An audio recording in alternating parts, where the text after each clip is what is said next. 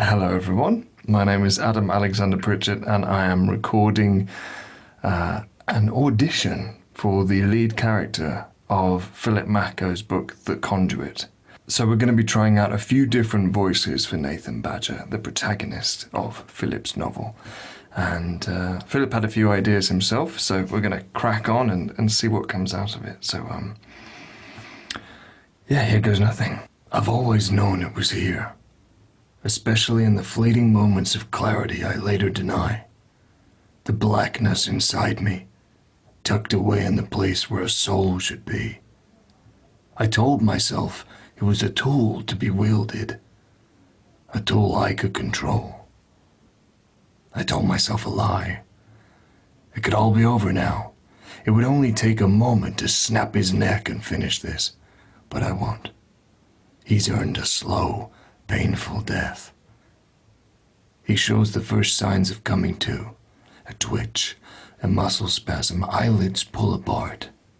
His mouth fights against duct tape. I rip it off as he screams, happy I've taken some of his mustache and beard with it.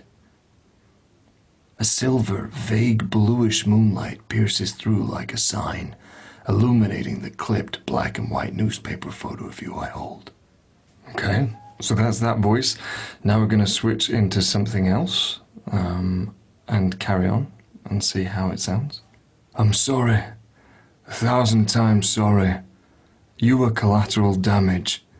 An innocent trapped in a narrative whose ending will be written tonight.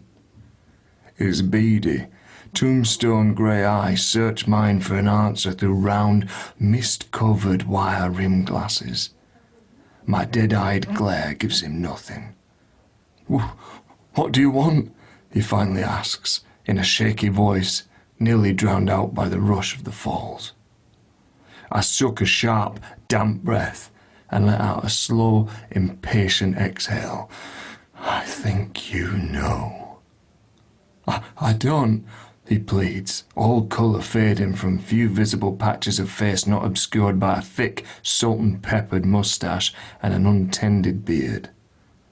I grab a fistful of hair, so he can't look away, and shove the photo in his face before ripping off the porcelain mask I'm wearing and tossing it to the ground.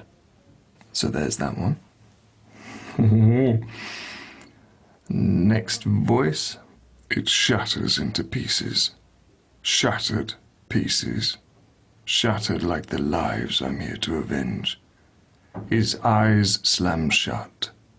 You can still let me go. I haven't seen your face. Oh, but you have. Open them. Arms struggle, urgent under the rattle of chains. Hands fumble for the phone I've taken from his pocket, for the smartwatch I've removed from his wrist. His utter helplessness, something I find myself cherishing. There's no way for people to track you. Now open your eyes. Okay, let's try another one. He fights the inevitable for a time, then accepts it. His eyes open. You? He goes white like a ghost, as he should. He created me. Do you see this? I ask, picking up my sword, slicing through the air before pointing it at his face. A wet circle forms on his khaki pants. The acrid sting of ammonia fills the air, insulting my eyes and nose. I make a slow semicircle around him, tapping his head with my blade. He flinches with each strike. Don't shut your eyes again unless it's to blink.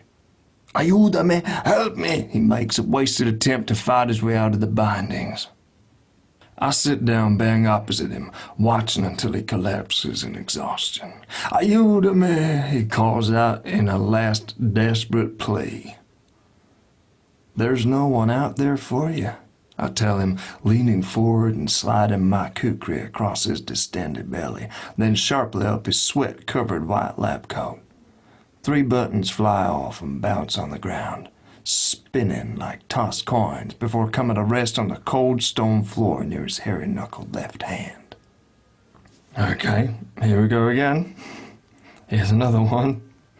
You don't have to do this, he begs. The circle around his crotch grows, a puddle forms underneath him. I can help you.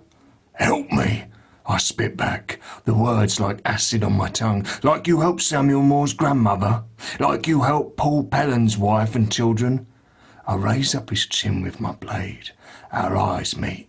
They're dead. Remember. His panicked eyes search the surroundings for a glimpse of a person. The beam from a flashlight. For someone or something that can save him. Can I assume you've heard the stories about this hotel? I ask. Haunted, he stammers. No one comes here at night. I'll be long gone before staff discovers your body in the morning. He opens his chapped, spittle-lined lips. Just tell me what you want. I lift his chin again with my blade. The woman in the photo, I want her life back. I want my life back. I'll settle for yours in exchange. Please. His eyes become wet again. I don't want to die. Neither did your victims, I say, followed by a sharp and unrestrained slap to his face. Take a look at the bend in your right elbow. I've already killed you. Okay, time for the final one. His eyes fall. His dry lower lip begins to quiver. You're bluffing, he says. Aconite, so we're clear. Takes a few hours, I tell him, pointing the blade at my backpack. The antidote is in there. If I decide to administer it in time, you may just survive the night. His shoulders fall. Why are you doing this to me, Nathan? I've already told you. The woman, I don't know her, he protests. But you will. For every last minute you have left, you're going to listen to me tell you her story. My story. On the off chance you don't know all the damage you've done. I hope it all weighs on you like an anchor for the whole of fucking eternity. Now pay attention. And that's it. That's the auditions for the different characters. I hope you enjoyed it, and do comment of which one you thought was the best. And that's what the entire audiobook is then going to be narrated in, which is pretty exciting stuff. And yeah, we'll see what happens with that. Thank you to everyone who's invested in the project already. I am sure that Philip is very happy. Don't forget you can already buy the book The Conduit by Philip Mako on Amazon already. And yeah, we'll see you soon. If you're intrigued and want to know more, you've either got to wait for the audiobook and let me know which voice is good, or you can go and read it ahead of time. Get online and buy it for yourself. Alright, till next time. Bye.